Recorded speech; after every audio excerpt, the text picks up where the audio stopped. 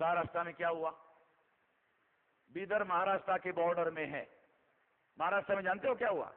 महाराष्ट्र में खास तौर पर ज्योतिराव फुले जिस इलाके के रहने वाले थे, जिस इलाके में ब्राह्मण विरोधी वातावरण ज्यादा था, उस इलाके में गांव गांव में शहरों में ब्राह्मणों को देख देख कर उनके घर जलाए जाने लगे, उनको जिंदा मारने का कार्यक्रम चलाया गया, कई दिन तक चला।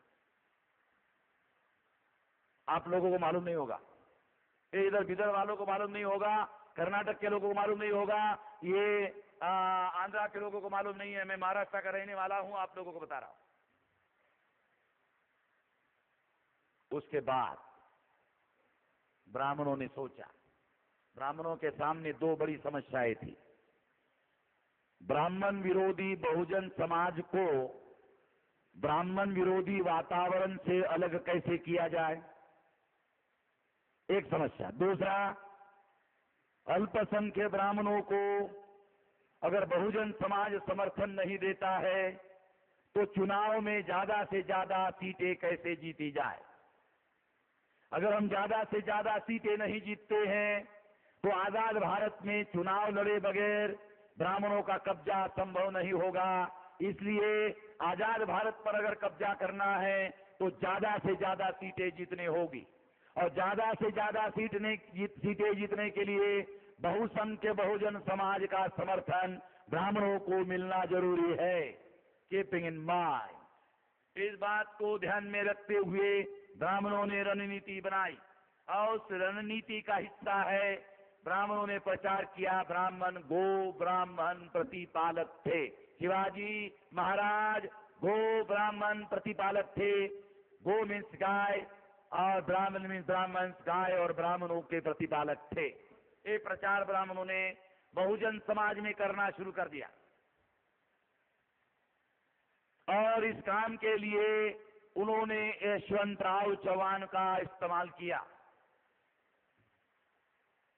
जब महाराष्ट्र का अलग मराठी भाषिक राज्य बना तो यशवंतराव चौहान को ब्राह्मणों ने मुख्यमंत्री बनाया, और यशवंतराव चौहान को मुख्यमंत्री बनाने के बाद उन्होंने ये प्रचार करना उनके लिए और ज्यादा आसान हो गया, क्योंकि उसमें यशवंतराव चौहान भी शामिल इनडायरेक्टली हो गए थे, इसलिए ये आसान हो गया उनके लिए। उन्होंने गो ब्राह्मण प्रतिपालक का अभियान चलाया। अब इसका अभियान चलाने का मकसद आपको समझाता हूं। फॉर एग्जाम्पल, मराठा और बहुजन यदि शिवाजी महाराज को अपना आराध्य दैवत मानते हैं, यदि मराठा और बहुजन समाज शिवाजी महाराज को अपना आराध्य दैवत मानते हैं, तो शिवाजी महाराज को अगर ये बहुजन समाज में प्रचारित किया जाए कि शिवाजी महाराज ब्राह्मण प्रतिपालक थे, अगर शिवाजी महाराज ब्राह्मण प्रतिपालक थे, इसका मतलब शिवाजी महाराज ब्राह्मणों के पालन करता थे। यदि शिवाजी महाराज पालन करता थे, रक्षण करता थे, तो जो मराठा और बहुजन समाज शिवाजी महाराज को अपना दैवत मानता है, जिस दैवत को वो दैवत मानता है, वो दैवत ही ब्राह्मणों की रक्षा करने वाला था। अगर ये बात मराठा और बहुजन समाज के मन और मस्तिष्क में डाल दी जाती है तो स्वाभाविक रूप से उस मराठा और बहुजन समाज को ब्राह्मणों के समर्थन में खड़ा किया जा सकता है। यदि मराठा और बहुजन समाज ब्राह्मणों के समर्थन में खड़ा होता है तो दो समस्याओं का समाधान होगा। एक, ब्राह्मण विरोध महाराष्ट्र का खत्म हो जाएगा और अल्पसंख्यक ब्राह्मण बहुसंख्य बनने के लिए बहुसंख्य बहुजन समाज का, मराठा समाज का समर्थन हासिल करने के लिए और चुनाव जीतने के लिए इस्तेमाल करना आसान होगा। इस योजना और रणनीति के तहत ब्राह्मणों ने ये योजना बनाई। दूसरा मुद्दा है गाय के प्रतिपालक बताने के पीछे क्या मकसद था कि यदि शिवाजी महाराज गाय का पालन करते थे, रक्षण करते थे, तो ब्राह्मण, मराठा और बहुजन समाज के लोगों को ये बताने में कामयाब हो सकते थे कि यदि शिवाजी महाराज गाय का पालन करते थे तो गाय को काटने का काम और खाने का काम काट कर मुसलमान करते हैं। देखो, बहुत गहरी बात समझा रहा हूं, विवेक से और शांति दिमाग से समझना है।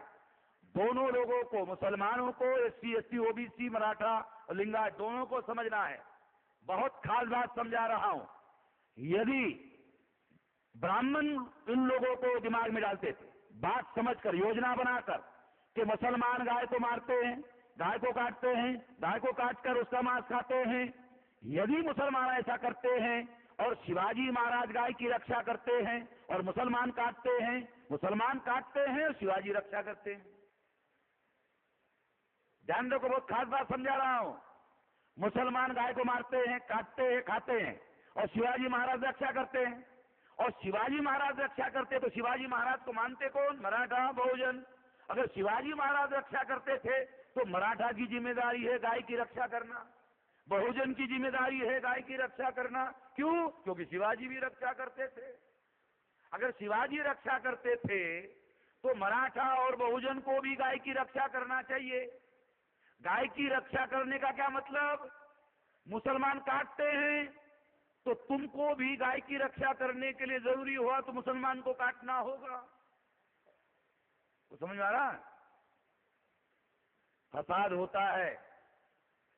फसाद में मराठा और बहुजन समाज के लोगों का फसाद करने में, मुसलमानों को मारने में, काटने में, जलाने में इस्तेमाल होता है।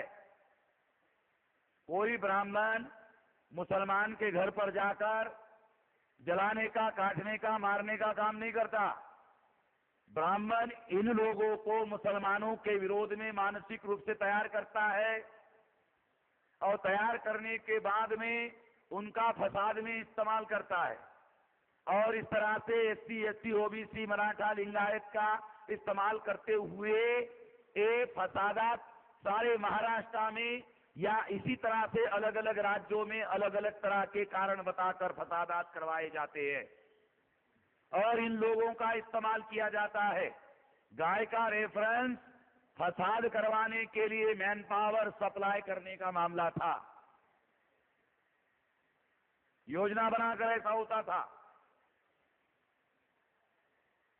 66 साल में 65,000 फसादात हुए और कई लाख मुसलमान मारे गए आजाद भारत में। और 65-66 साल में 55 साल से ज्यादा राज कांग्रेस का रहा और कांग्रेस का राज लाने का श्रेय बहुत सारे लोगों के साथ साथ मुसलमानों को भी है। मुसलमानों को बुरा लगेगा मेरी बात। 66 साल में 55 साल कांग्रेस का राज रहा और कांग्रेस के राज में इस देश में सबसे ज्यादा फसादात हुए। गुजरात में फसाद हुए, 2 महीना चले। उत्तर प्रदेश के अलीगढ़ में फसाद चले 6 महीना, कांग्रेस का रास्ता। मुसलमानों को जो मैं बता रहा हूं मालूम होगा, उर्दू अखबारों में उन लोगों ने पढ़ा होगा। तथ्य बता रहा हूं। इसका मतलब ये नहीं मेरा कहने का कि बीजेपी के लोग सज्जन लोग हैं। अरे वो तो खुल्लम खुल्ला बदमाश है भाई, वो खुल्लम खुल्ला बदमाश है। मगर जो तुम लोगों को, मुसलमानों को सज्जन दिखाई देते हैं, वो छुपे हुए दुश्मन हैं। और लड़ाई का सिद्धांत समझने की कोशिश करो। The hidden enemy is always danger than open enemy. छुपे हुए दुश्मन खुले हुए दुश्मन से ज्यादा खतरनाक होते हैं। दोबारा बताता हूं, छुपे हुए दुश्मन खुले हुए दुश्मन से ज्यादा खतरनाक होते हैं। मैं आपको ये बात समझने के लिए और एक उदाहरण देता हूं। देखो, ये जो बीजेपी का सापनाथ है, ये ऐसा खुला हुआ है, एक दिखाई देता है। मुसलमान देखता है बीजेपी को, बीजेपी देखता है मुसलमान को।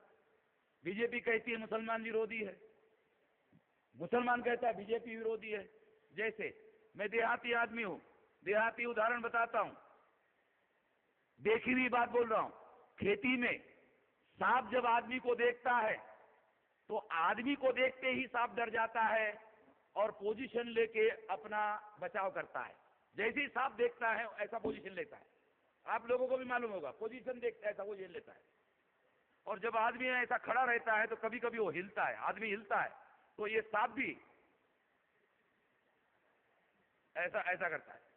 देखा होगा, मैं देखी हुई बात बता रहा हूं, ऐसा करता है। डिस्कवरी चैनल देख लो, वाइल्ड चैनल देख लो, ये आपको दिखाई देता है, ऐसा करता है, ऐसा करता है। तो कभी कभी ऐसा भी हो जाता है और ऐसा होता है। तो वो आदमी को कह रहा है तू ये मत समझना कि तू पोजीशन बदल रहा है तो मैं बेसावत हूं। मैं बेसावत नहीं हूं, मैं भी सावत हूं।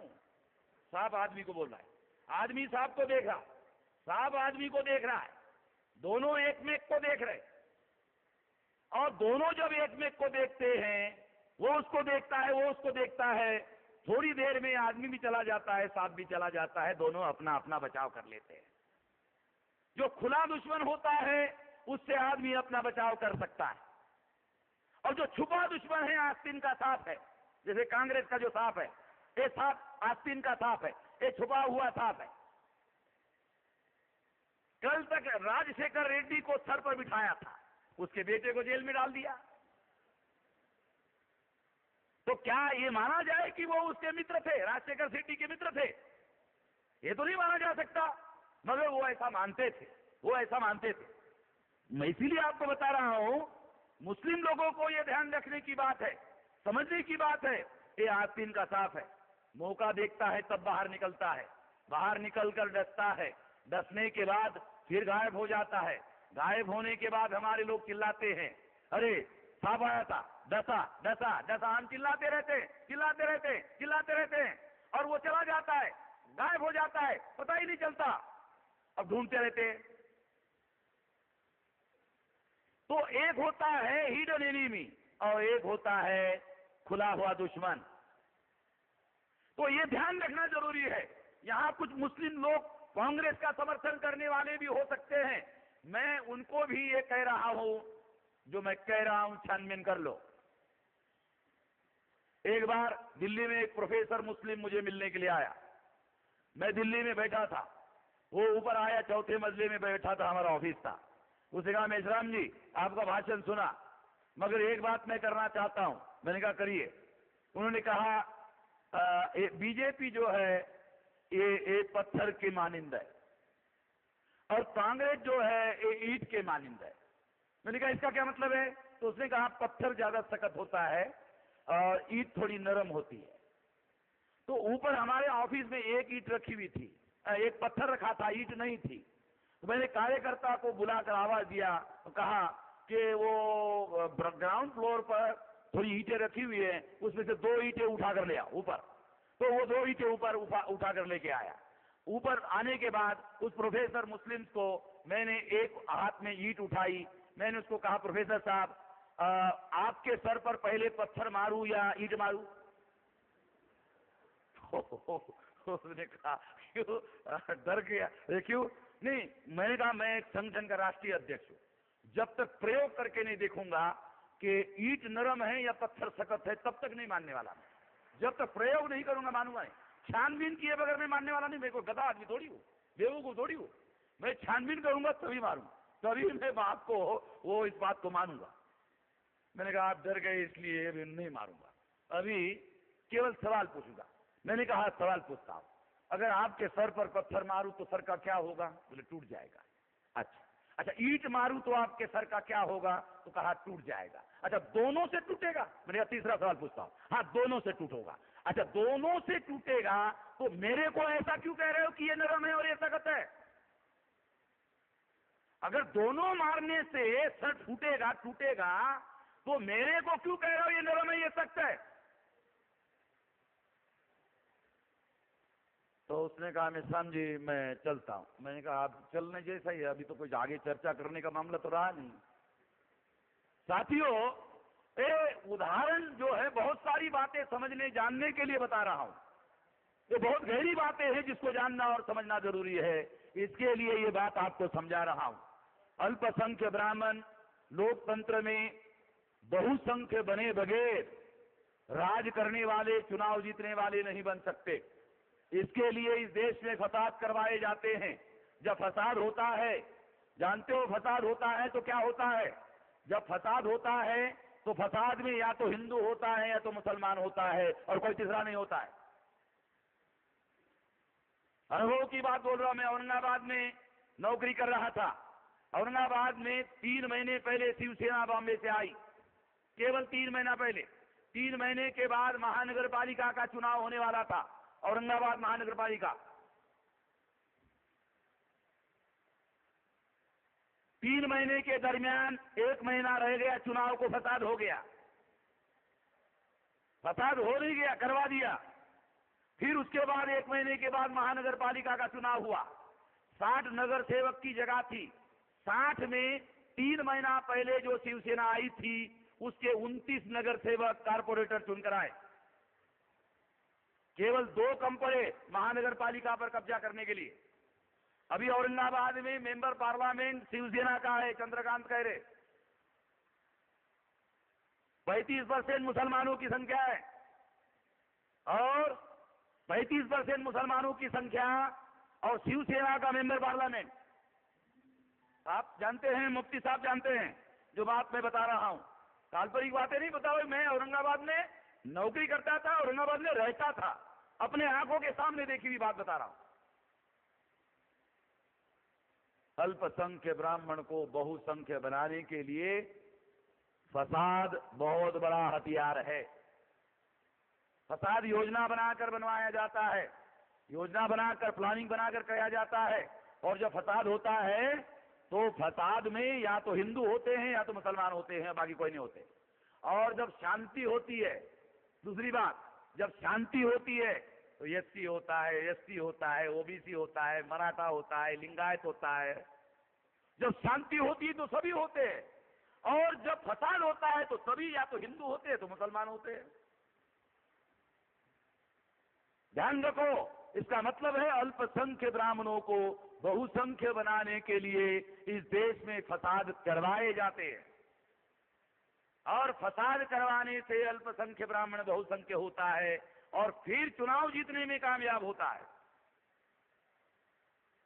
इस तंत्र को समझने की जरूरत है। इस तंत्र के साथ शिवाजी महाराज का संबंध है, उनके चरित्र जीवन संघर्ष का संबंध है, क्योंकि प्रतीक के रूप में शिवाजी महाराज का महाराष्ट्र के राजनीति में बहुसंख्य समाज उनको अपना आराध्य दैवत मानता है।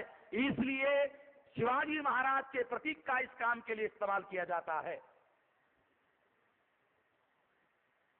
और 1-2 उदाहरण देकर आप लोगों को बताना चाहता हूं। ब्राह्मणों ने महाराष्ट्र में एक और बात का प्रचार किया कि रामदास स्वामी छत्रपति शिवाजी महाराज के गुरु थे। प्रचार किया, लगातार प्रचार किया। वो केवल हम लोगों ने, वामसेट के लोगों ने पिछले 10 साल पहले हम लोगों ने अभियान चलाकर ये झूठा प्रोपेगेंडा कैसे है साबित किया।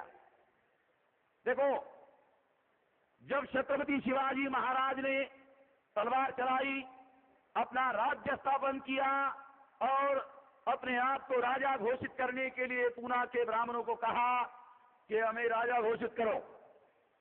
राजा घोषित करने के लिए जब शिवाजी महाराज ने पूना के ब्राह्मणों को कहा, पूना के ब्राह्मणों ने धर्म ग्रंथ देखे, देखने के बाद में धर्म ग्रंथों के आधार पर कहा छत्रपति शिवाजी महाराज को आप शूद्र हो और शूद्र को राजा बनने का अधिकार नहीं।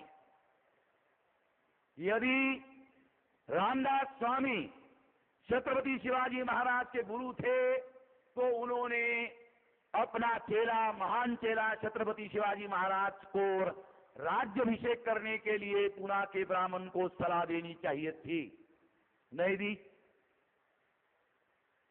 पूना के ब्राह्मणों को ये नहीं कहा कि तुम करो, शिवाजी महाराज का राज्याभिषेक करो, ये नहीं कहा। छत्रपति शिवाजी महाराज का जब राज्याभिषेक हुआ, उसकी भी एक लंबी कहानी है। एक आयत को शिवाजी महाराज ने वाराणसी काशी भेजा। काशी में गागा भट्ट ब्राह्मण था, वहां वो गया। जाने के बाद उन्होंने कहा कि आपको महाराष्ट्र में चलना होगा। तो कहा किस लिए? तो कहा छत्रपति शिवाजी महाराज का राज्याभिषेक करना है। गागा भट्ट को पूना के ब्राह्मणों द्वारा पहले ही खबर कर दी गई थी और कहा गया था कि राज्याभिषेक नहीं करना है, तो उसने कहा नहीं, शिवाजी महाराज शूद्र है, उनका राज्याभिषेक नहीं हो सकता। शिवाजी महाराज ने उस कायस्थ को समझा कर भेजा था। उसने कहा, भट्ट जी आपके साथ थोड़ी एकांत में वार्ता करनी है। उसने ठीक है, एकांत में वार्ता करनी, ठीक है। एकांत में वो कायस्थ गए और कहा, यदि आपको शिवाजी महाराज का राज्याभिषेक करने के लिए कुछ बोफोर्स दिया जाए, बोफोर्स समझते हो, रिश्वत, अगर आपको बोफोर्स दिया जाए तो क्या शिवाजी महाराज का राज्याभिषेक हो सकता है? गागा भट्ट ने कहा, यदि बोफोर्स देते हो अर्थात रिश्वत देते हो तो फिर इस दुनिया में क्या है जो नहीं हो सकता? राज्याभिषेक तो छोटी चीज है, इस दुनिया में क्या है जो नहीं हो सकता? सब कुछ हो सकता है। गागा भट्ट ने अपने से ही, अपने हाथ से गागा भट्टी नाम का एक ग्रंथ लिखा। वो ग्रंथ हमारे पास है, हमने पब्लिश किया। अभी 100 साल से गायब था, अभी हमने ढूंढ करके उसको पब्लिश किया। ओरिजिनल डॉक्यूमेंट के आधार पर बता रहा हूं। उसने अपने हाथों से गागा भट्टी लिखी। उसमें लिखा कि शिवाजी महाराज का संबंध राजस्थान के सिसोदिया घराने से है। सिसोदिया राजपूत थे। राजपूत होने की वजह से शिवाजी महाराज जन्म से क्षत्रिय थे।